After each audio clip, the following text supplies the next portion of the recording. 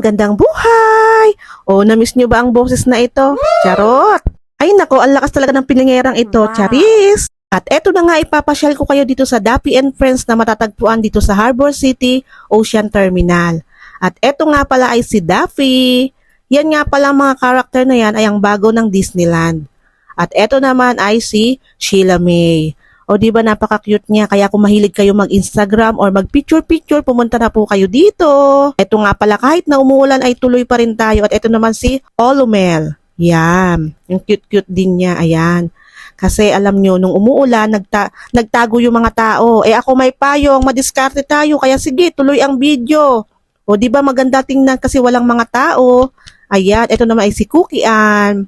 At hindi na nga pala ako gumamit ng music kasi alam nyo na baka tayo makopyright ni Lolo. Ay napakahigpit pa naman.